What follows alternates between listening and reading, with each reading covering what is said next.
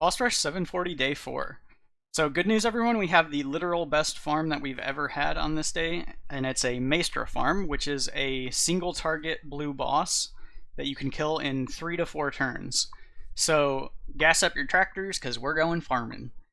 So the comp that I'm using here is Malchezaar with 3 moves ahead, Rogers with Ship Spell, and Genn with Gilnean Strength. You can fill the rest of the party with Artillery Strike Mercs, but you don't need to, and it reduces your animation times if you don't have a bench.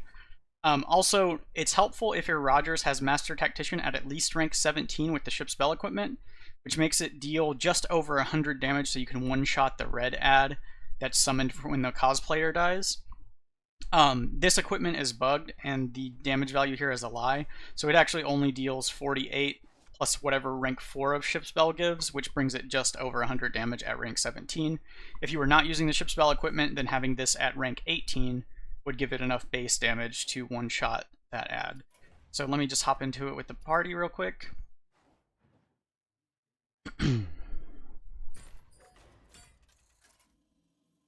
So for this farm, there's only a small amount of RNG, and it basically only changes what you do on turn 2. It's just a question of whether you summon a taunt with Genn or not. So turn 1, we just put out our 3 mercenaries and pass the turn, because Maestra always swings into one of these cosplayers. Now turn 2, Maestra can either melee attack with the Assassin's Blade or cast a Wicked Stab. So if it's just a Wicked Stab, then you just kill this ad here and pass the turn. If it's a melee attack, then you summon a taunt with Genn. And having this able to one-shot means you don't have to sit through the animations of that thing swinging into you. And then turn 3 here, you just all realities and end turn. And if this is a Wicked Stab, Maestra won't attack and end the fight. And then you just swing with the Party Crasher on turn 4, and that'll end the fight. So same outcome, it just takes an extra turn and you just swing with Malchezaar and that's it. And I've never had Maestra deviate from that pattern. And here on the treasures, I just try to take 1 artillery strike because that's enough to win for me. And then I just take one of the other treasures that doesn't cause one of these start of game cards to pop up to reduce the animation time. And then on the second and third boss, I just reselect the same treasures I already had, which means you just always pick the left option. So I just hover my mouse here, pick left, I don't even look at what the other treasures are. We do that again, and then we collect our 185 renown and go again. So the only decision making that you should have at all on this run is turn 2, do you summon a taunt with Genn or not, and that just depends on whether Maestra is using the melee attack or the Wicked Stab.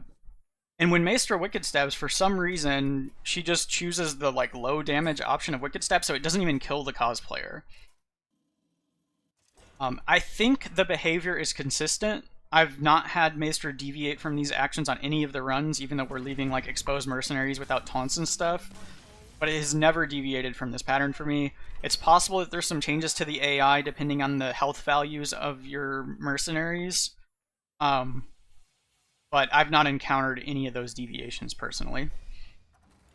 So get as many runs as you can with this because it's a very good farm. You can earn a lot of renown.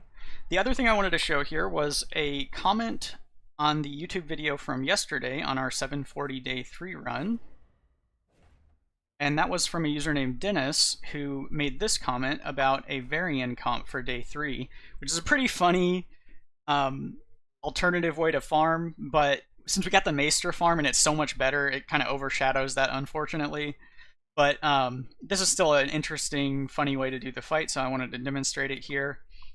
The basic idea, though, is that you have Varian here, who just uses the retaliation, and then you put an erupting fungus on Varian, and then it enters an infinite loop when you kill the Infernal that causes Varian to swing back into that Malchezaar's Imp every time, activate erupting fungus, and then eventually it kills Malchezaar and ends the loop. For the activation of that, though, in the comment you can see here that Dennis was suggesting that you use King Crush, but you can use anything that's 5 speed that kills that Infernal after it's summoned. So in my case, I decided to just use Rogers to do that. so that we only have artillery strike mercs in the party, but you can use King Crush as they suggested with Apex Predator. You could also use any other 5-speed AoE that kills that Infernal, so like a Khadgar Blizzard would also work, but I'm just using the Scout Spyglass on Rogers to do that. So the full comp here is just Varian with War Banner, and you want the health value that's the sum of your Retaliation and your War Banner, so you can see this tooltip shows the War Banner added in. You want that to be 36 or less, but you want it to be high enough that your Varian doesn't die. And that kind of depends on, he's going to take a shot from the Fell anomaly at the end, because the green guy will typically shoot him afterwards, and then he summons an imp that also shoots at him at the end of the turn. So you want to be able to survive that. So like 36-ish is probably the optimal health value. I'm not sure what's ideal, but with it at 32, which is what I just already had going into this, it seems to work out most of the time. And then on Nemsy, the equipment shouldn't matter. The higher level your erupting fungus is, the better outcomes you tend to have, because this crits the red guys, and so it takes fewer shots for those reds to end up dying, and you want both the reds to die ideally.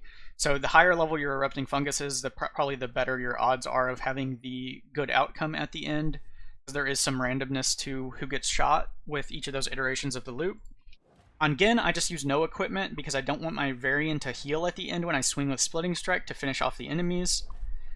And then I'm just using normal equipment, Dragon Rune Axe, and Round of Drinks on Edwin. So because this enters like an infinite loop and it takes a long time for all the animations to play out, you can skip all those animations by just closing the client or disconnecting the client.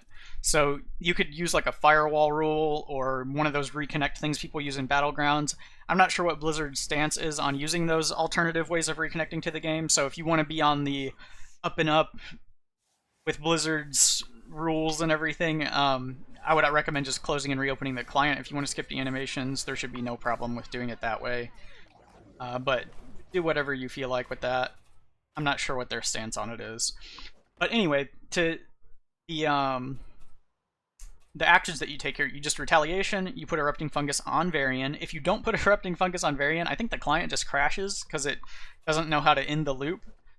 You don't need to act with Boggy, he's going to die to imps swinging into him anyway, and then you just do your thing at 5 speed that activates the combo. I like to swing here because I want to try to make sure this thing dies, because when Malchezaar dies it ends the loop. And you'll see when this starts, it lags a little bit because it's such a long loop. It's going to start the pattern here, so it's going to summon an Infernal, then we're going to kill that Infernal, and then imps get summoned and it starts the retaliations. And then eventually, these imp summons are likely to kill off these other mercenaries, and then you'll be left with just Varian at the end. The loop doesn't stop until Malchezaar dies, so most of the time, and especially if your Erupting Fungus is a higher level, you'll have both of these reds die, and you'll be left with just the green, which is the outcome that you would hope for. It's possible that the imp just repeatedly swings into Varian and never hits these other mercenaries, so they could potentially live. It's just extremely unlikely. Also, this red can stick around sometimes, which is not good. So, a lot of times you'll lose if that happens, unless you have enough hit points on Varian to like kill both of these, the red and the green. But I'm going to go ahead and close the client here to skip these animations, because we've seen the loop enough times by now.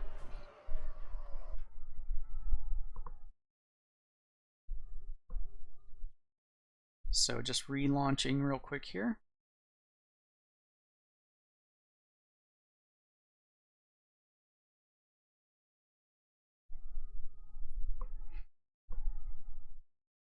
And how long the relaunch takes depends on how fast your computer loads the game, and also how fast the servers are and your connection and all that kind of stuff, so it can vary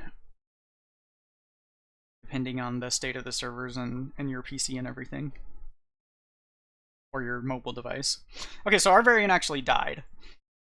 That doesn't always happen. That's where like you have to kind of tinker with the ranks of your abilities, but you can't ever downgrade them, so you want to be careful, because you don't want to go too high with them. But this should be fine for me here, because this does 180 damage, or 186 damage. And I'm just going to kill that there. And it should be fine if this shoots at me.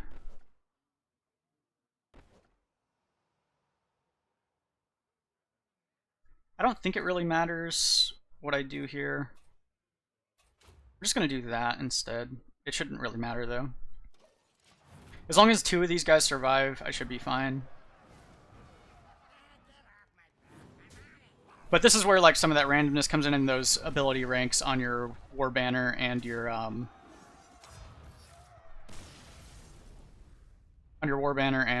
Retaliation matter.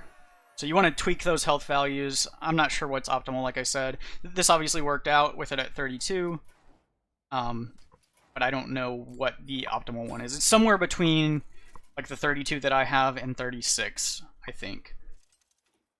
Because if you get above 36, then Varian's gaining health on every iteration, and you'll end up with a Varian with like 1,000 hit points or more at the end of it. So it's not great if you end up with that being too high.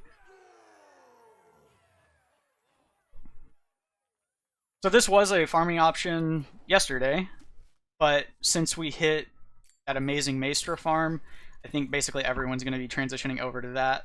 So even though this is a cool idea, and thanks to Dennis for posting that in the comments, I think it's being overshadowed by our crazy Maestra farm.